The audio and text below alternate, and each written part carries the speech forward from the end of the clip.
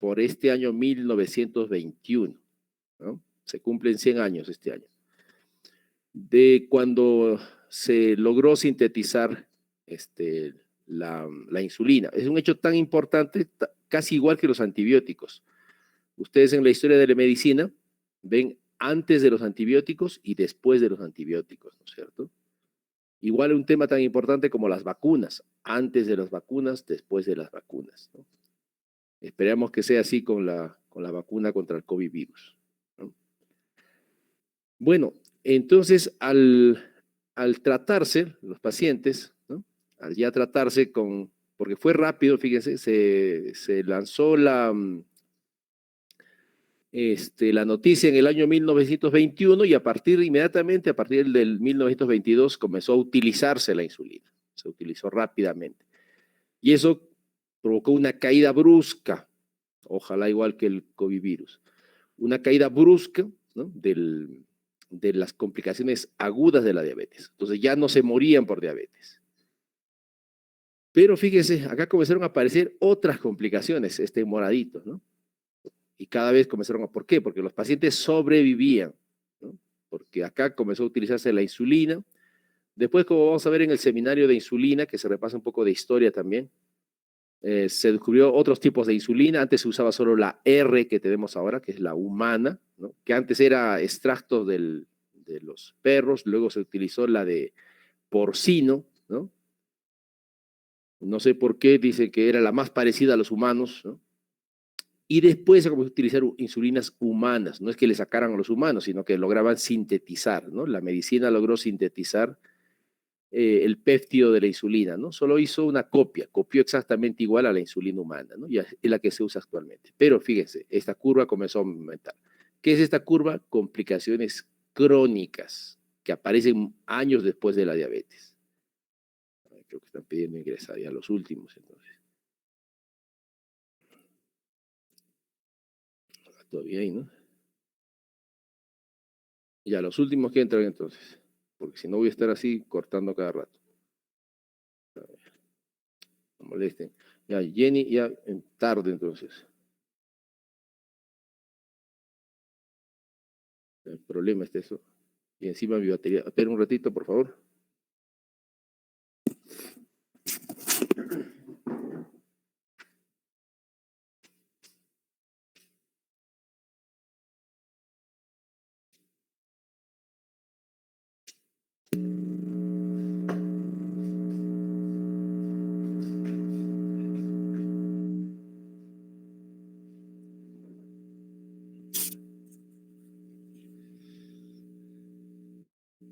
Ya. Muy bien. Entonces comenzaron a aparecer las complicaciones crónicas. ¿No? Hay muchas en realidad. ¿No? Hay muchas complicaciones crónicas. Prácticamente la diabetes afecta casi, yo diría, todos los órganos, ¿ya? Pero se ha dividido principalmente en complicaciones microvasculares y macrovasculares.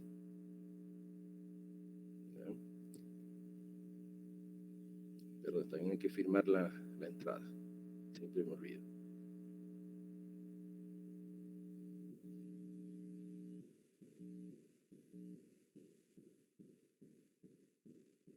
Complicadas. Asistencia administrativa. Perdón.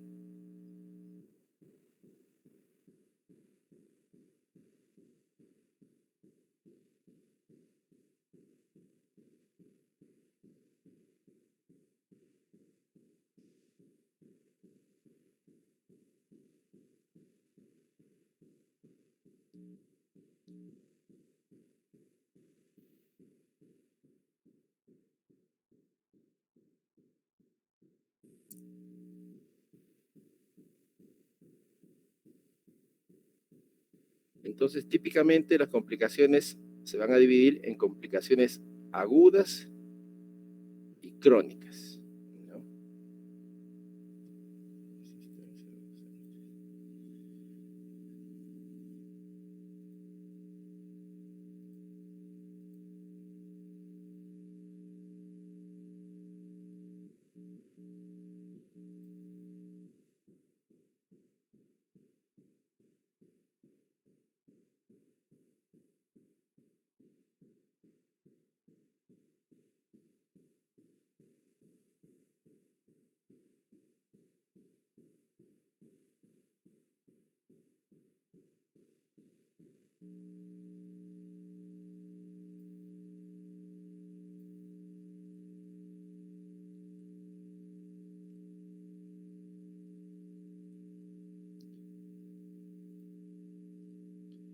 Ya, espero ahora sin interrupciones. Entonces, esta es una clasificación típica de las complicaciones de la diabetes, microvasculares y macrovasculares, ¿no? Hay órganos que son, digamos, donde se recibe mayor daño por la hiperglicemia. Estos son 3 órganos principalmente: el riñón, la retina y las neuronas, ¿no? Es importante porque la diabetes puede llegar a esta situación. Esta es la hemodiálisis. Hemodiálisis, ustedes creo que ya han rotado, bueno, han hecho clases de renal, ¿no es cierto? Saben que esta máquina es una máquina de hemodiálisis, ¿no? Prácticamente esta máquina, ahora hay más modernas, ¿no? Estas máquinas reemplazan al riñón porque el paciente llega a un grado de insuficiencia renal, ¿no? Que los médicos llamamos estadio 5, ¿no? Donde ya el riñón pues tiene menos del 15% de función. Y obviamente, si no hubiera esta máquina, el paciente muere. Si ustedes van a las salas de hemodiálisis, ¿no?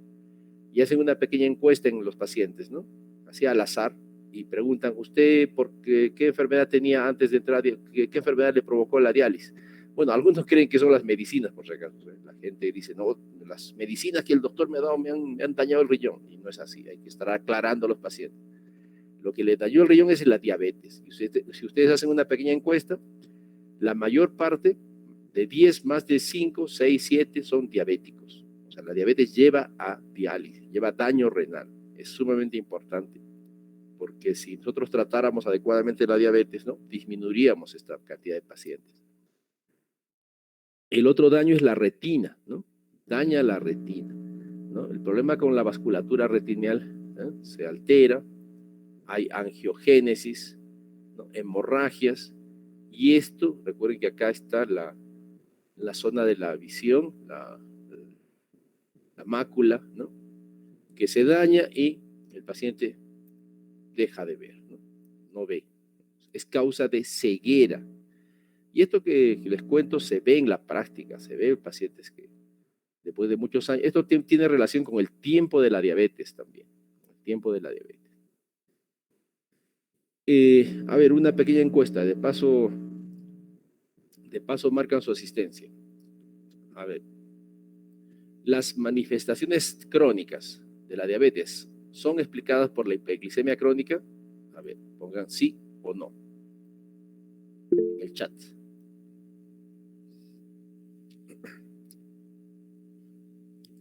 Gracias. Bueno, sí, ¿no? Sin embargo, la respuesta no es del todo cierta, no es sí totalmente. Se ha visto que las manifestaciones estas que decíamos, las microvasculares, ¿cierto?, estas de acá, de la derecha, retina, riñón, nervios, sí tienen que ver con la hiperglicemia. En cambio, estas otras, las macrovasculares, no. Fíjense, algo han aprendido hoy día. Hay, de hecho, estudios que demuestran, ¿no?,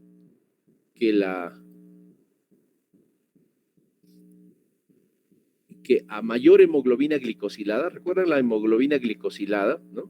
Esto, como saben, se hace para el diagnóstico, ¿no es cierto?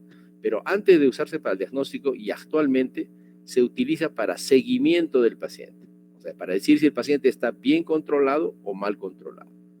Si está en menos de 7, decimos está bien controlado. Si está más de 7, decimos está mal controlado, ¿no? 7 es el punto. Algunas sociedades dicen 6.5, ¿no? También se sabe que actualmente, vamos a ver después, que en algunas personas decimos menos de 8 está bien, ¿no? Pero fíjense acá, ¿cuál es la diferencia de tenerlo en 6, 7, 8 y tenerlo en 9, 10, 11, 12? Recuerden que la hemoglobina glicosilada marca cómo ha estado la glucosa en los últimos 3 meses, en el tiempo que vive el eritrocito, ¿no? El eritrocito vive más o menos 120 días, ¿no es cierto? Pero claro, algunos eritrocitos ya estarán viejitos, entonces se considera 3 meses más o menos. O sea, ¿qué valor tiene la hemoglobina glicosilada? ¿Cómo ha estado la glucosa en los últimos 3 meses?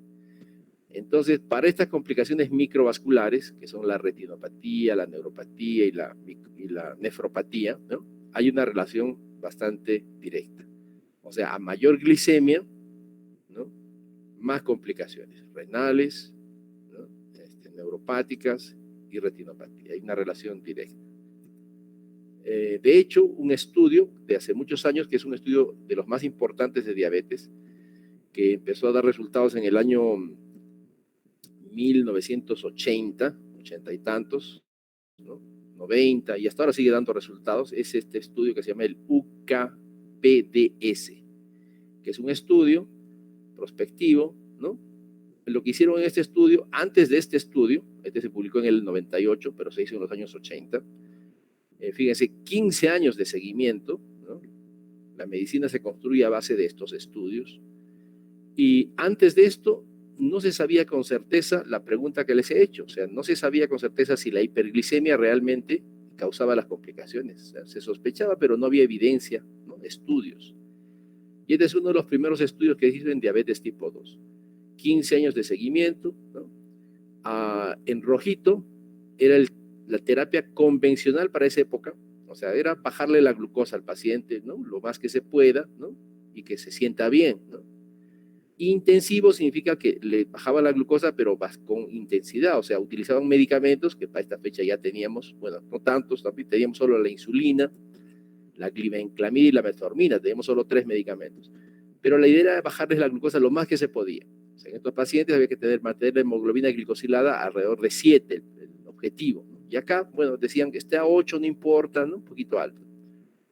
Fíjese, y a través de los años que demostraron que la terapia intensiva, ¿no? Disminuía, ¿no? Acá está ya la estadística, ¿no es cierto? La medicina es estadística, ¿no? Los resultados son estadísticos. Cuando dicen clínicamente significativo, no, perdón, estadísticamente significativo, quiere decir que no es al azar, ¿no? No es casualidad esa diferencia, ¿no? Es provocada por esta diferencia. Y demostraron que había menos complicaciones microvasculares, ¿no? Pero también quiero que reparen en algo, ¿no?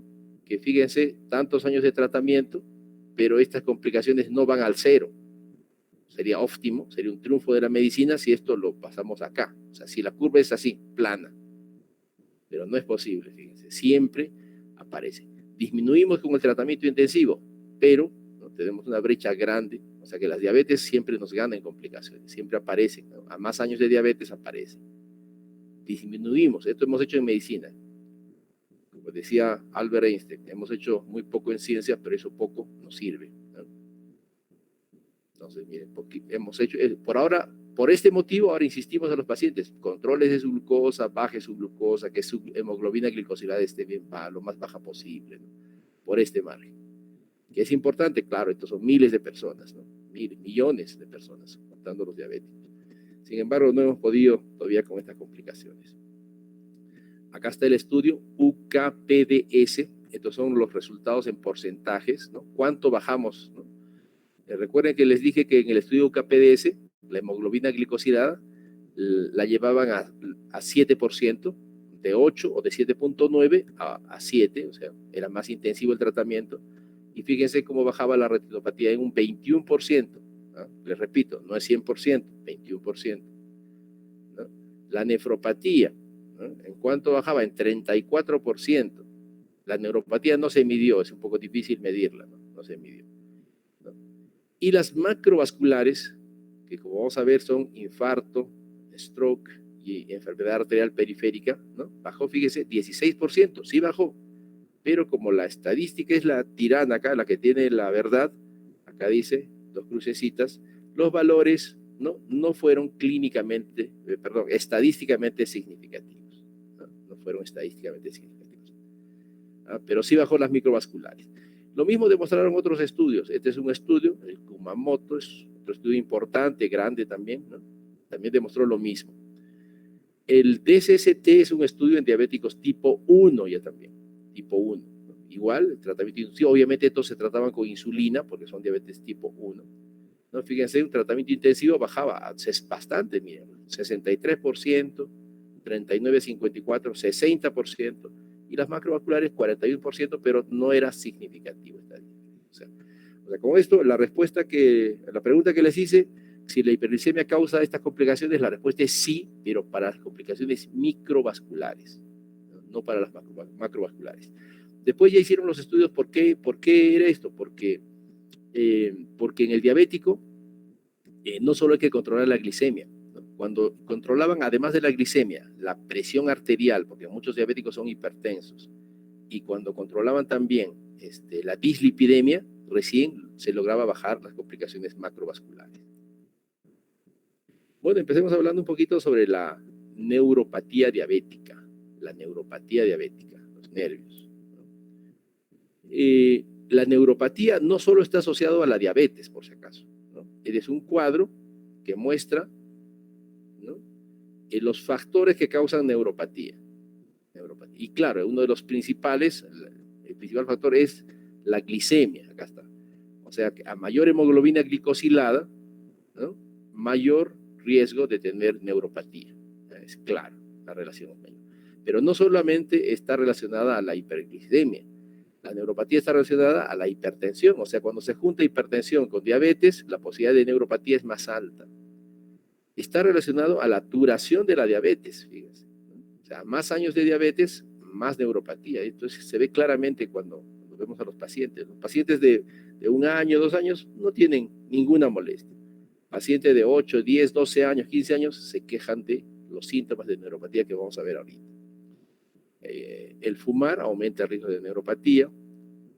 Los cambios en la hemoglobina glicosilada. O sea, pacientes que están una temporada están descompensados, ¿no?, bajan su glucosa, dejan el tratamiento, otra vez se descompensan. Cambios.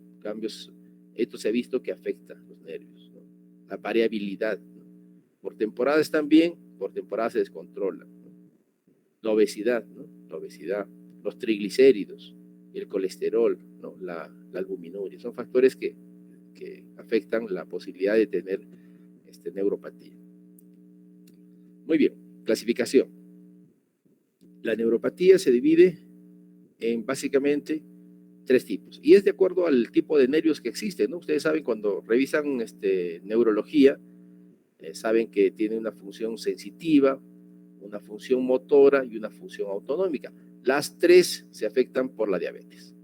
Y como han visto, la hiperglicemia tiene una predilección por los nervios. ¿Y qué tipos de neuropatía hay? Bueno, la sensitiva obviamente altera la sensibilidad y podemos dividirla en 2, ¿no?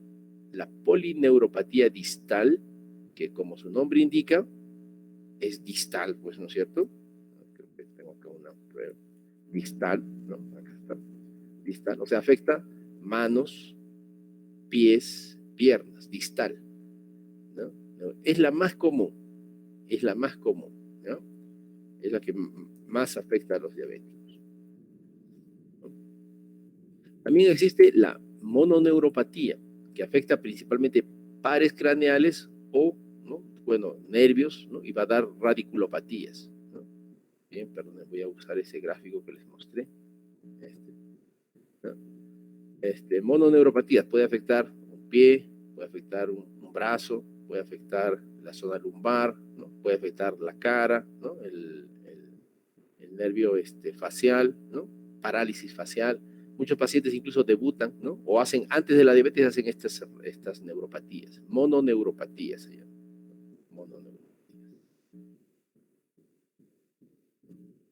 Después está la neuropatía motora, ¿no?, que básicamente afecta los nervios motores, ¿no?, ahorita explicamos, y afecta al sistema autonómico. El sistema autonómico está,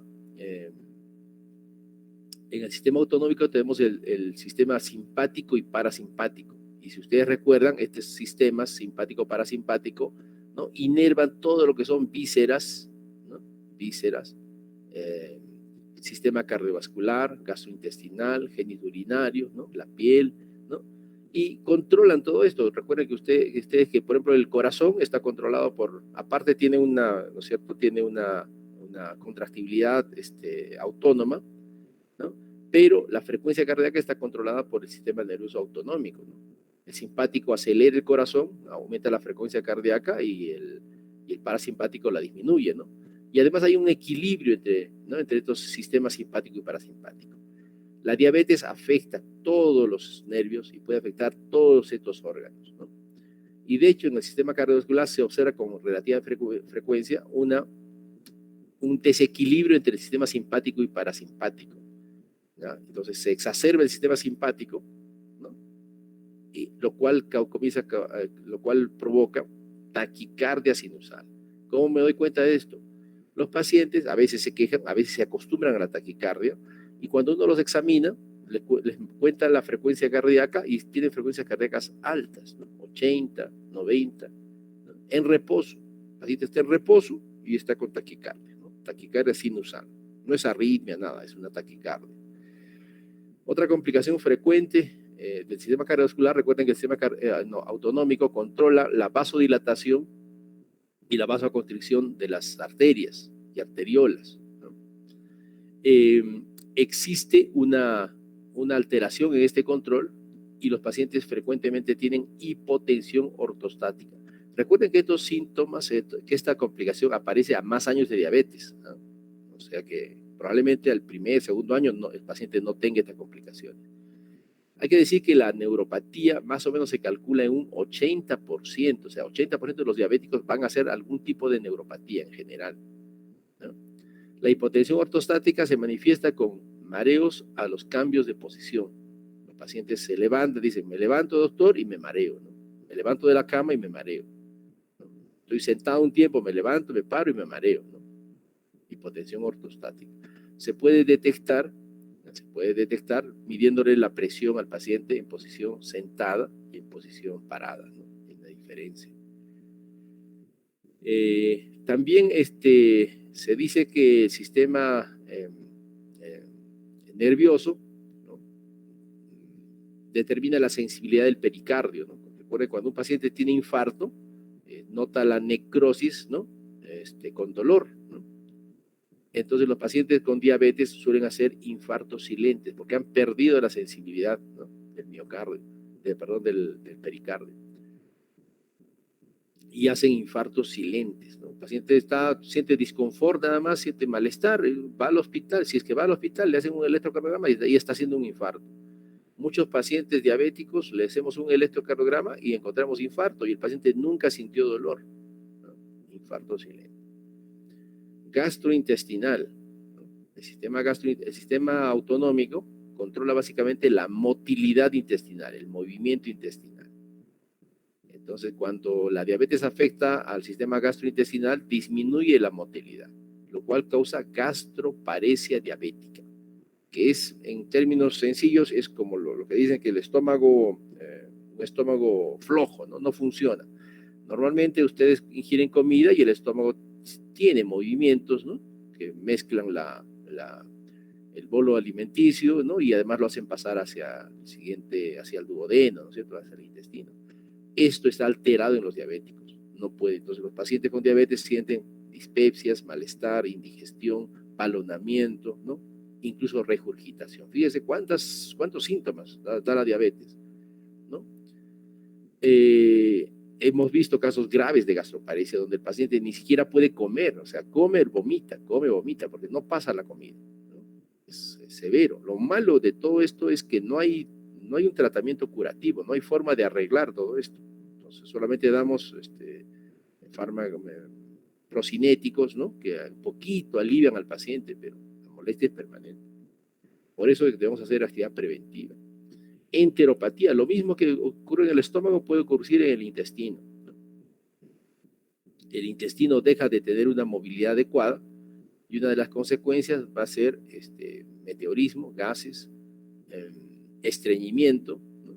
Pero a la vez que hay estreñimiento, ¿no?, al tener el bolo fecal más tiempo, se sobreinfectas, las bacterias sobreproliferan y da diarreas. O sea, el paciente tiene periodos de estreñimiento y diarreas, ¿no? Muy molestoso para el paciente.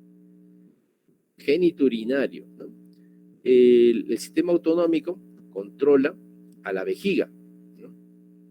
La vejiga, como ustedes recuerden, está constituido principalmente por un músculo, el músculo detrusor de la vejiga. Y la función que tiene este músculo detrusor es eliminar, ¿no? Es hacer una contracción para eliminar totalmente la orina de la vejiga. Estos pacientes, como ya estarán imaginando, ¿no? Alteran esa función del músculo detrusor y no pueden eliminar toda la orina, no pueden.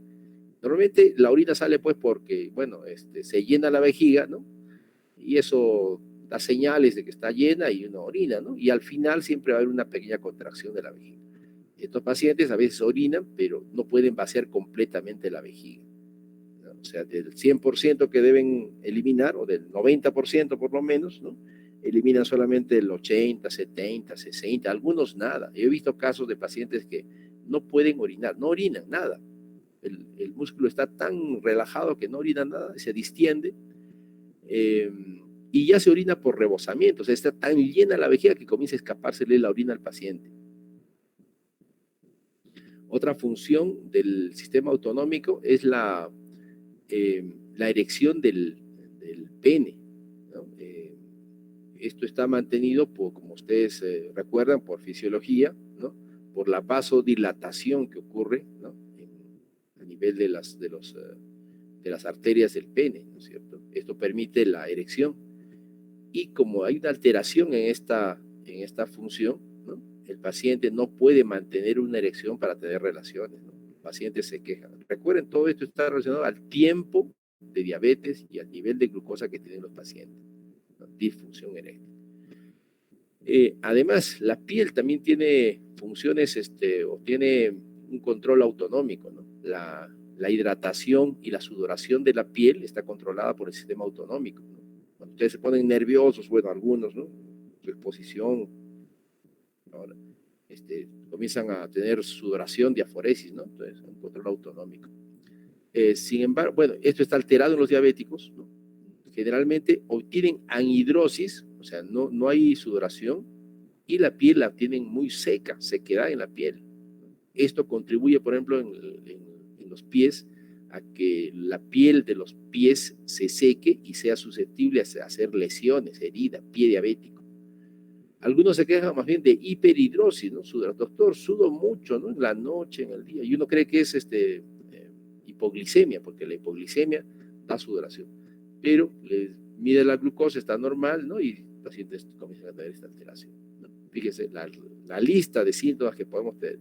En un diabético hay que estar preguntando, a veces el paciente cuenta, pero a veces no cuenta, ¿no? Hay que estar a veces preguntando sobre estas complicaciones. Muy bien, vamos, es, bueno, alguna característica más de la motora, disminución de la musculatura, ¿no? Deformidades de la neuropática, ya hemos visto, ¿no? Pérdida de la sensibilidad, al perder sensibilidad, ¿no? Forman úlceras. Los pacientes dicen, doctor, los pacientes creen que tienen el concepto de que cuando tienen diabetes no curan sus heridas, ¿no? ¿Han escuchado eso?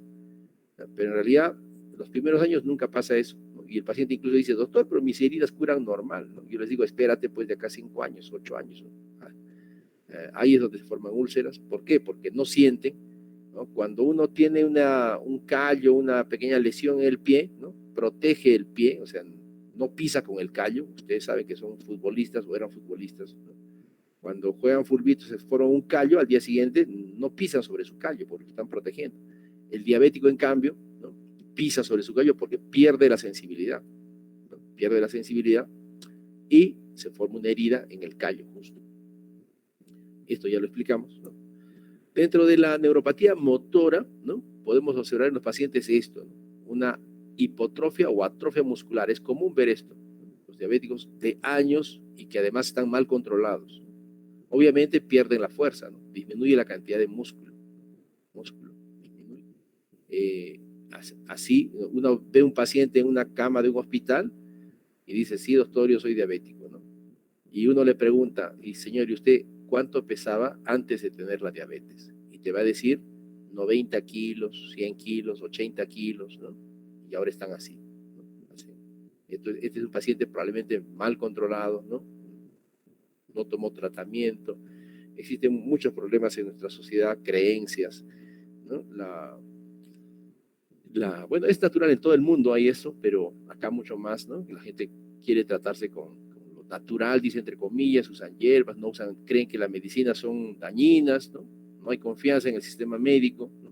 No usan medicamentos, dicen mucha pastilla, doctor, y dejan sus tratamientos y llegan a estos estados, ¿no? Hay un concepto que se llama la sarcopenia, que es muy frecuente en diabéticos, ¿no? Donde el paciente pierde masa muscular, incluso sin alteración de su peso, o incluso con obesidad, ¿no? Cada vez menos músculo, más grasa, ¿no? Más grasa. Sarcopenia se llama. La sarcopenia es la pérdida de cantidad de músculo. Bueno, respecto a la neuropática, ya les expliqué que existen varios tipos. De ellos, la más común, yo diría, o no tengo el dato exacto, pero yo diría 80% de los pacientes, ¿no?, con neuropatía tienen esta que se llama polineuropatía distal. Distal. Principalmente pies. Los pies. También existe las mononeuropatías que se manifiesta ya sea por sensibilidad, ¿no?, o motora, ¿no?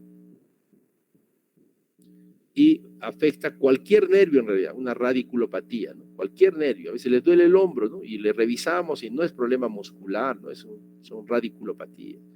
Le duele la zona del ciático, ¿no? Cualquier nervio puede ser afectado.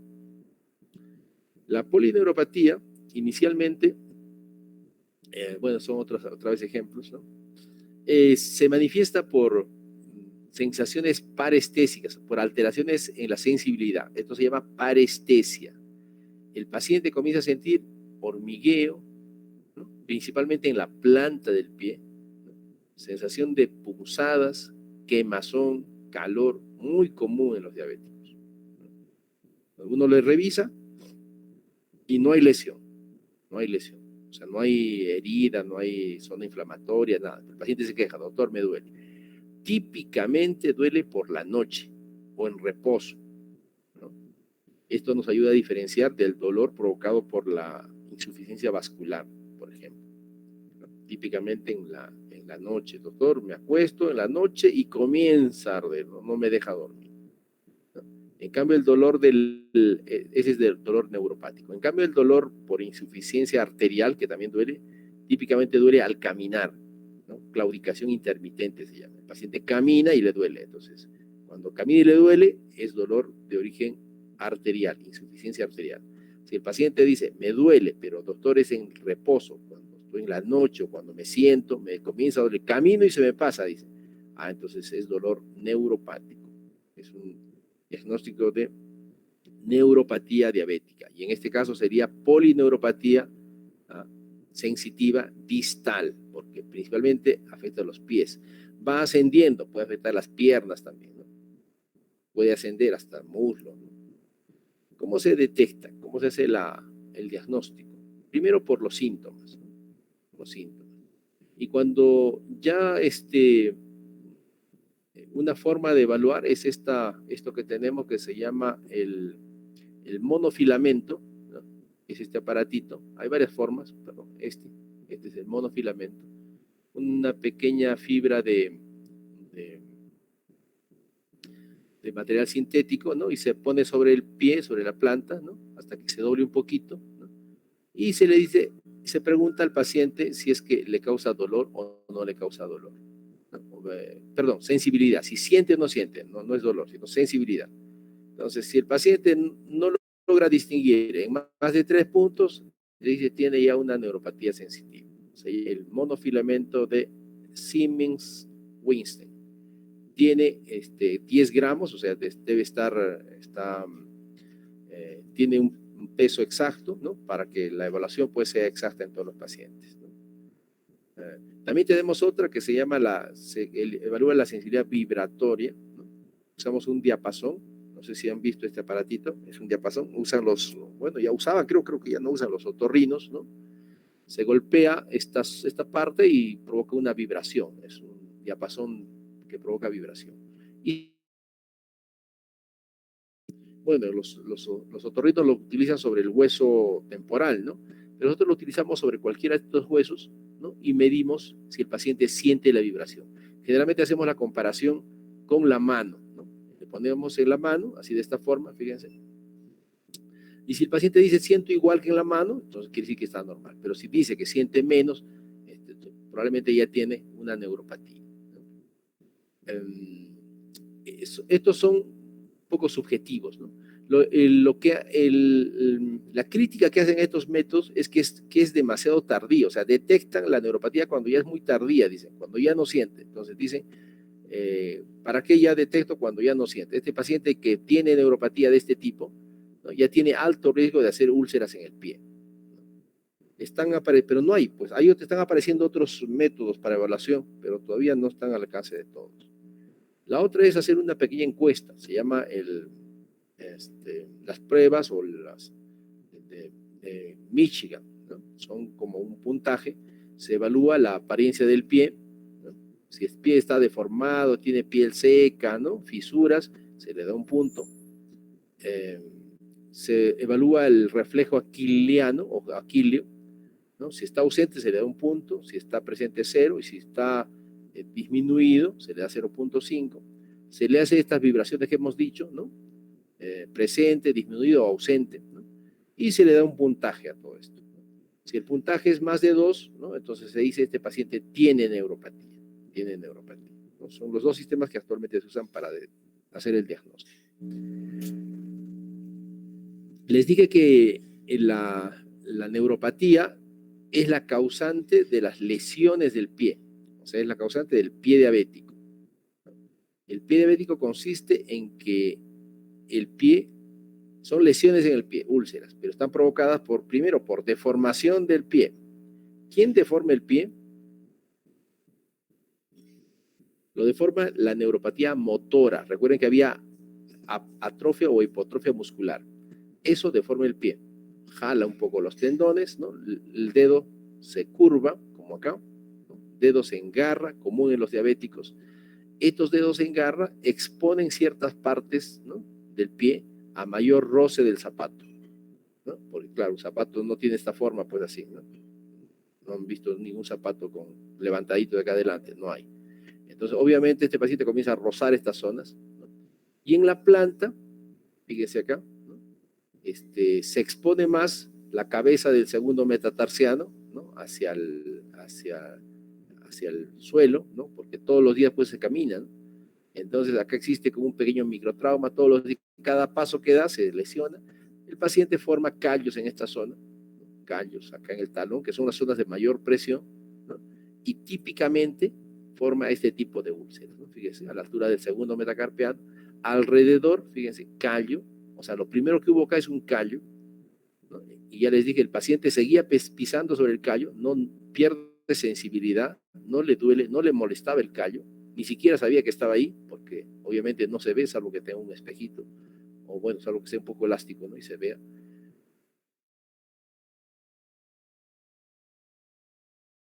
¿No? Pisa sobre el callo, fíjense el grosor del callo acá, y ese callo hace un efecto, tuvieras una piedra ahí, y ese callo es el que está lacerando, ¿no? La piel interna, la piel, ¿no? Por debajo del callo y forma una úlcera. El paciente no se da cuenta, a veces dice, pisaba algo, creo, ¿no? Y recién se nota esta úlcera. Esto a veces se sobreinfecta, ¿no es cierto? Y así llegan los pacientes al hospital. Bueno, y peor, ¿no? Es causa de amputación, ¿no? Causa de amputación. Vemos mucho pie diabético, incluso en pandemia estamos viendo pie diabético en los hospitales, ¿no? Cuando se rota, cuando roten, porque de hecho que tienen que rotar, ¿no? Van a ver que la mayor causa de hospitalización de los diabéticos es pie diabético. Siempre tenemos 2, 3 pie diabéticos hospitalizados. De hecho, ahorita tenemos 2, ¿no? La consecuencia de esto es perder el pie, pues, ¿no? Sí, amputación. Muy bien, pasemos a la otra. Resumiendo, hemos hecho la retinopatía, la neuropatía, no, la retino creo que todavía no hemos hecho, ¿no es cierto? Ahorita hacemos neuropatía, nefropatía y retinopatía. Recuerden, esas tres son las tres complicaciones microvasculares. Habíamos dicho que estas complicaciones están dadas principalmente por la hiperglicemia, pero los mecanismos, ¿no?, involucrados en que se dañe el órgano desde la hiperglicemia son varios en realidad, ¿no? Esta hiperglicemia es capaz de alterar la vía de los polioles, ¿no? es capaz de formar productos de glicación avanzada, que son los que finalmente dañan. Hay estrés oxidativo, hay alteración en la proteína quinasa C, se generan factores de crecimiento, inflamación, y todo esto, ¿no?, causa daño en el órgano, en este caso en el riñón. También se sabe que hay susceptibilidad genética, o sea que hay pacientes que tienen hiperglicemia mucho tiempo y no hacen complicaciones, o sea, no todos hacen complicaciones. Más o menos la prevalencia de nefropatía en diabetes es el 50%. Habíamos dicho que en neuropatía era el 80%. En nefropatía, 50%. O sea que hay diabéticos que no hacen nefropatía. No hacen. Y eso también lo vemos. Pacientes con 10, 15 años de diabetes y evaluamos el riñón y está totalmente normal. O casi normal. A veces está afectado, pero por la edad, no por la diabetes. 50% más o menos de los pacientes hacen nefropatía. ¿Cómo evaluamos? ¿Cómo se clasifica la nefropatía? Acá hay que distinguir, no hay que confundirse, hay una clasificación de nefropatía y hay una clasificación de insuficiencia renal. Cuando ustedes han hecho nefrología, han hecho una clasificación de insuficiencia renal, que puede tener distintas causas. O sea, la insuficiencia renal puede ser por nefropatía diabética, pero puede ser por glomerulopatías, etcétera, ¿no? La insuficiencia renal solo determina el daño renal, o sea, cuánto del riñón no está funcionando. Y eso, como ustedes recuerdan, se calcula por la depuración, ¿no?, de creatinina. Esta es una clasificación de la nefropatía propuesta hace muchos años por Moyensen y que se sigue utilizando. Esta nefropatía clasifica en 5 también, por eso a veces se confunde, porque la insuficiencia renal también se clasifica en 5, ¿no? Esta nefropatía diabética se clasifica también en 5, ¿no? Y las 3 primeras, ¿no?, se dice que son incipientes, ¿no? No dan manifestaciones clínicas. Recién la 4 y la 5 dan manifestaciones clínicas, o sea, síntomas, signos de enfermedad, ¿no? Las 3 primeras no. Es más, la primera y la 1 y la 2 ni siquiera se pueden detectar. No lo hacemos. Nosotros detectamos a partir de la tercera. ¿Por qué? Porque la primera es una hiperfunción e hipertrofia renal, que es indetectable, no se puede detectar. Se podría estimar con la filtración glomerular. La filtración aumenta y eso lo podemos medir con la depuración de creatinina. Pero de lo que es normal, más de 90, podría estar pues en 110, 120, ¿no? Y es difícil darse cuenta de este estadio, ¿no? O sea, existe este estadio, pero no lo podemos detectar. El estadio 2 comienza a haber ya una lesión glomerular, un engrosamiento de la membrana basal del glomérulo. Es un estadio que se podría detectar solo con una biopsia, ¿no? Y no hacemos biopsia a todos los diabéticos, no se hace, salvo estemos sospechando de otra enfermedad, ¿no? Entonces tampoco podemos detectar el estadio 2. El estadio 3 es asintomático, ¿no? Los pacientes siempre dicen, doctor, me han detectado del riñón, pero no me duele el riñón. No les va a doler, en ningún estadio duele. Le duele por otros motivos, seguramente problemas lumbares, etcétera, pero el riñón pues no da ningún dolor, ¿no? Entonces, el estadio 3 es nefropatía incipiente. El 4 ya es una nefropatía establecida, ¿no?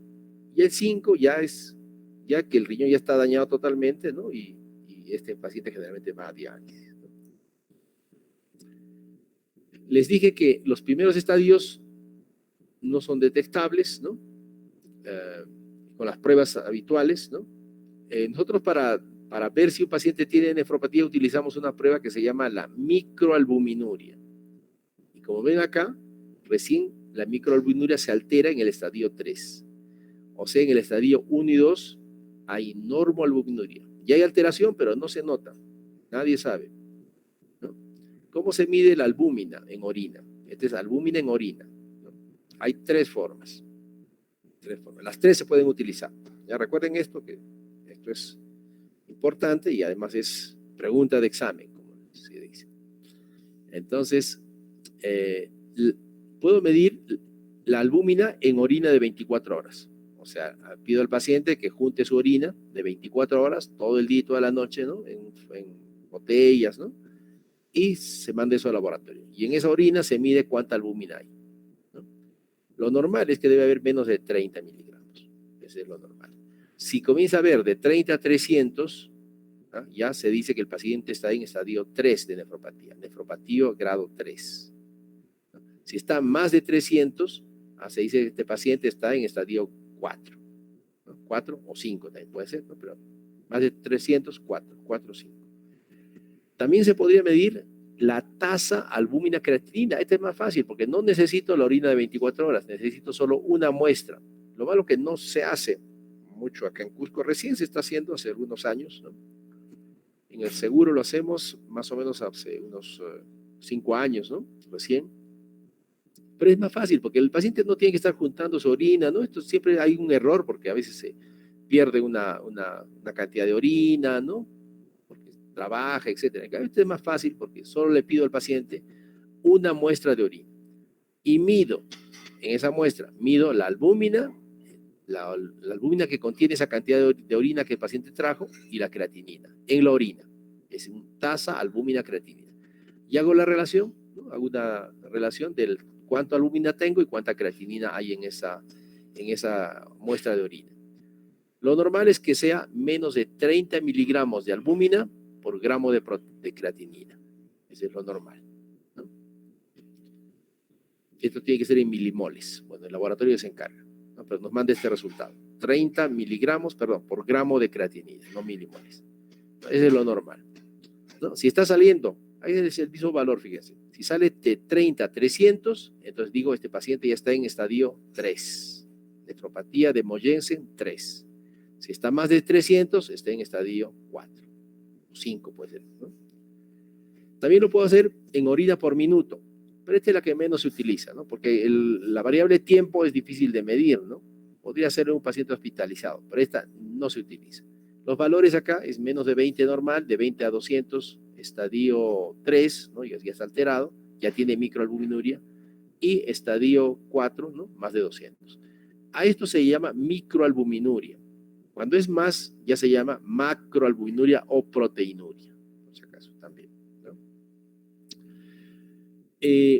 Esta es otra clasificación que puedo utilizar combinando, fíjense, combinando la microalbuminuria que está acá arriba, combinando la albuminuria, menos de 30, recuerden que era normal, de 30 a 300, ¿no? Que era 30 a 300, que era estadio 3, ¿no es cierto? Y más de 300, que es estadio 4 o 5, ¿cierto? Entonces, esto combino con la clasificación de insuficiencia renal. Esta es la clasificación que ustedes que aprendieron en nefrología, ¿cierto? Cuando se dice que tiene grado 1, más de 90, ¿no? Que está normal. De 60 a 90 o 89, ¿no? Grado 2, ligeramente disminuido. Grado 3 se divide en A y B, ¿no? De 30 a 60 es grado 3, pero de 45 a 59, grado 3A, y de grado 3B de 30 a 44. Esto es sumamente importante también para la utilización de medicamentos.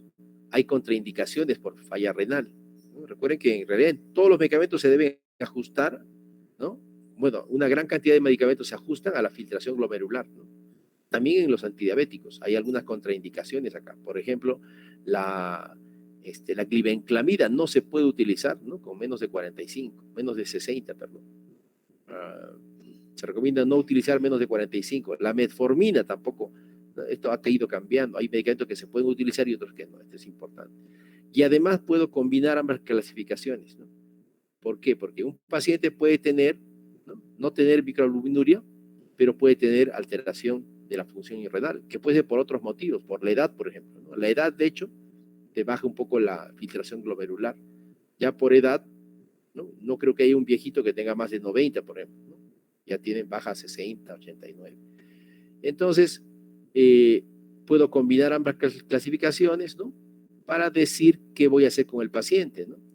Obviamente, si tengo una filtración ya de menos de 30, estos pacientes debo derivar al nefrólogo.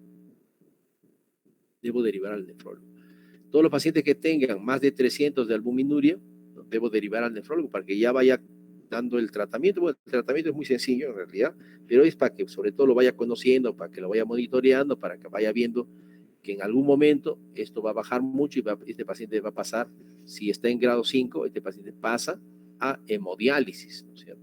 Hay que hacerle, porque si no, este paciente, si con esto muere, fallece, ¿no? Y hay que pasarlo a que se haga diálisis. Muy bien. Retinopatía. Ya con esto acabamos. Estamos en hora. La retinopatía, esta es la clasificación, ¿no? Se clasifica básicamente en retinopatía diabética no proliferativa y retinopatía diabética proliferativa. Obviamente esta es más grave, son estadios progresivos, ¿no? El paciente puede no tener retinopatía. ¿Cómo se detecta esto? Por evaluación del fondo de ojo.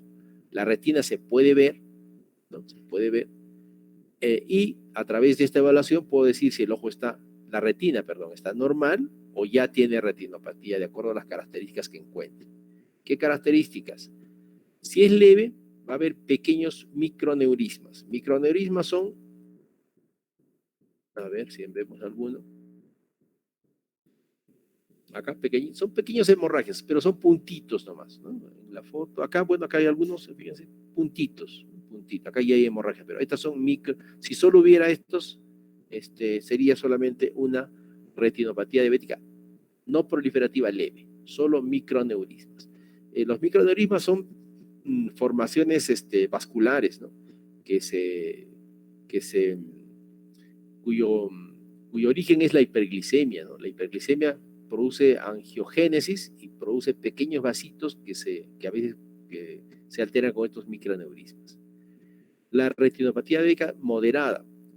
Hay microneurismas, pero, ¿no? Tiene estas características, ¿no? Arrosariamiento venoso,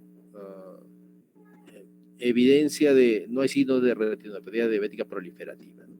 Entonces, mucho más hemorragias, ¿no?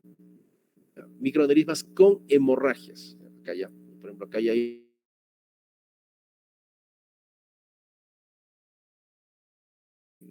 acúmulo de grasas, ¿no? Se llaman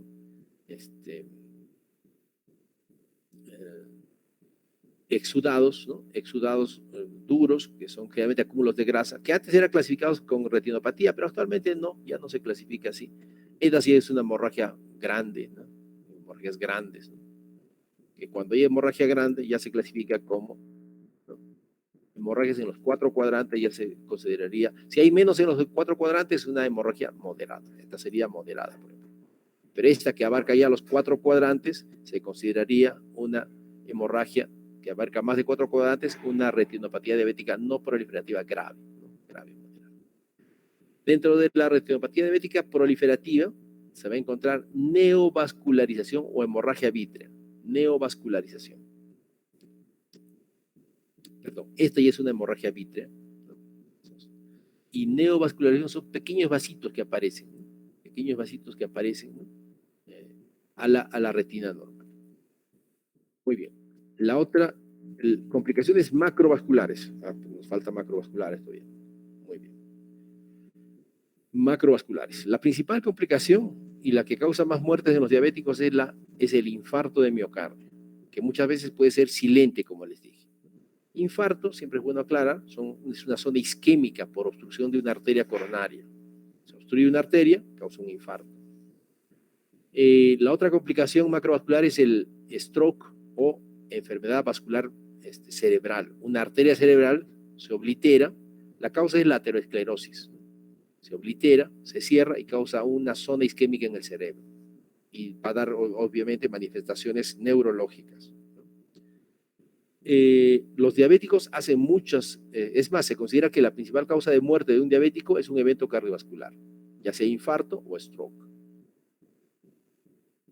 Zonas isquémicas, ¿no? Acá está donde se hizo la alteración, ahí está, y obviamente eso alteró, ¿no? Provocó una zona isquémica. Infarto, ¿no? Hay que distinguir siempre infarto y paro cardíaco, la gente confunde mucho, ¿no? Y lo malo que es difícil que el paciente dé información. Le preguntas, ¿alguno en tu familia tuvo infarto? ¿No? Y dice, sí, mi papá murió de un paro cardíaco, ¿no? Entonces, paro no es lo mismo que infarto. Infarto es necrosis, ¿no? Provocada por ateroesclerosis. Entonces, no dan información adecuada a veces, ¿no? A estas zonas isquémicas, fíjense, ¿no? Esto actualmente ya se sobrevive a los infartos, antes se moría. Depende obviamente de qué arteria se afectó y cuán grande fue su infarto. Hay infartos pequeñitos, a veces los pacientes ni cuenta se dan que tienen infartos. El proceso del infarto está provocado por ateroesclerosis de las arterias. La ateroesclerosis, ¿no? Se forma en la capa, ¿no? La capa íntima de los vasos, ¿no? Se acumula de colesterol, ¿no? Y este colesterol se acumula, ¿no? Y obstruye la luz, ¿no? Y esto se rompe por el flujo, se hace una pequeña fisura acá y forma un coágulo que obstruye el flujo arterial, y esto es un infarto, ¿cierto? Habíamos dicho que la hiperglicemia por sí misma, se sabe que los diabéticos hacen esto, pero lo hacen más los pacientes que tienen dislipidemias, porque esta placa está llena de grasa, de colesterol, por eso es tan importante el colesterol. Hasta la fisiopatología de cómo se forman estas alteraciones endoteliales, ¿no? Es también por la falta de insulina, ¿no? Habíamos dicho que los adipocitos liberan ácidos grasos, esto va al endotelio, ¿no? En el endotelio se acumula y forman estas sustancias radicales libres de oxígeno, que a la vez forman estas sustancias que son productos de glicación avanzada, aumentan la proteína quinasa C y otros factores que van a hacer que la placa se rompa, ¿no? Y finalmente haga el paciente un infarto, ¿no? Quien se mete a la íntima es el colesterol LDL, ¿no? Acá se está metiendo, ¿no? Esto provoca obviamente una reacción inflamatoria en el endotelio, ¿no? Y se produce ateroesclerosis. Este es un artículo de algunos cambios que hay en estas complicaciones en los Estados Unidos, ¿no? Fíjense, años 90, 2000, 2010, todas estas complicaciones han ido bajando. O sea, la medicina ha servido, ¿no? Fíjense, hay menos infartos, hay menos strokes, infartos cerebrales, menos amputaciones.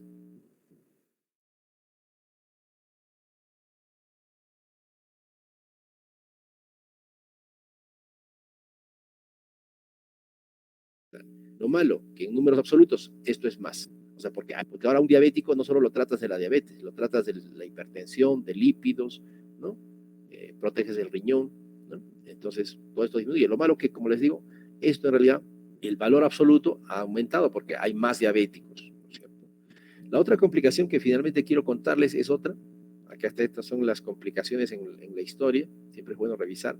Y hemos hablado de las complicaciones que más molestia o muerte causan, que son las vasculares que están acá, ¿no? Fíjense, 47% muertes por estas complicaciones vasculares, o sea, infarto, stroke, etcétera.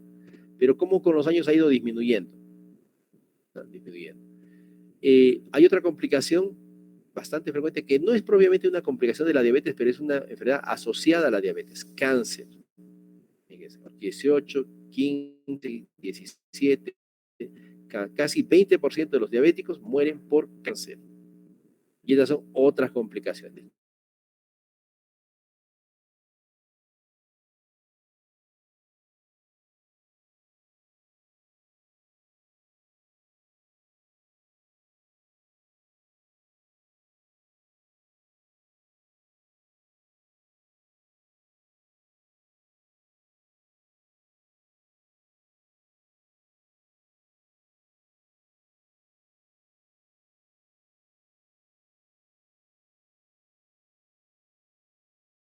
Hiperinsulinemia. La hiperinsulinemia se produce antes de la diabetes, ¿no? Y dos, la hiperglicemia misma, ¿no? Cáncer. Y estas son las otras enfermedades, otras causas de muerte.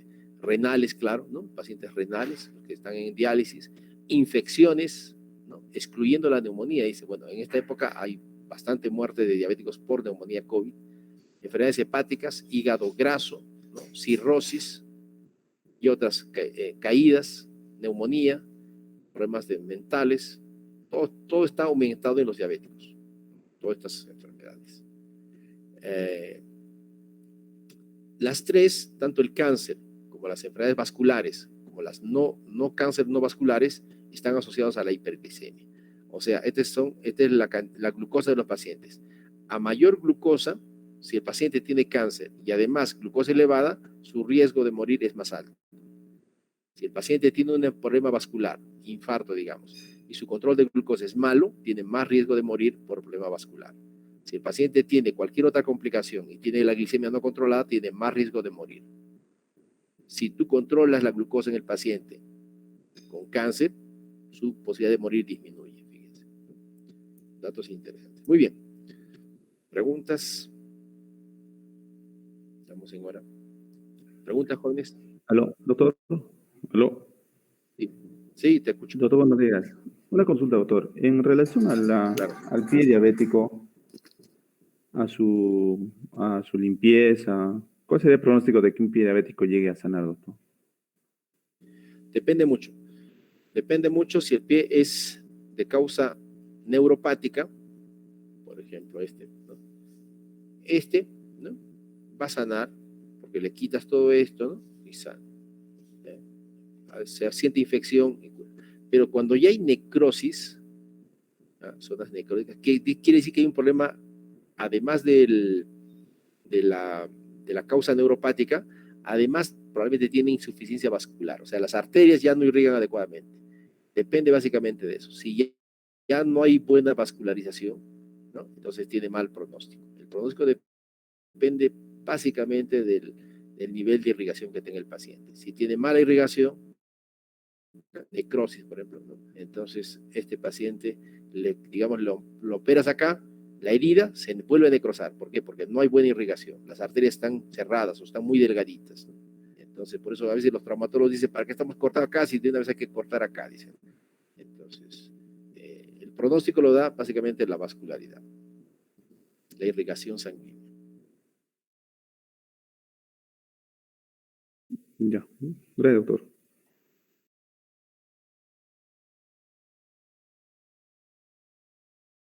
Por eso se hace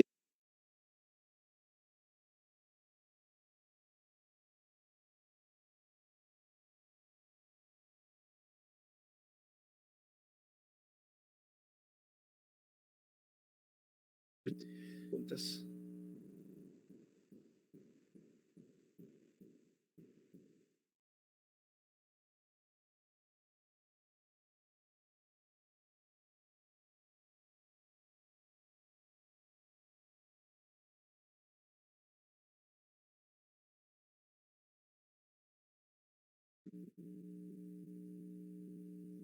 Pongan su asistencia.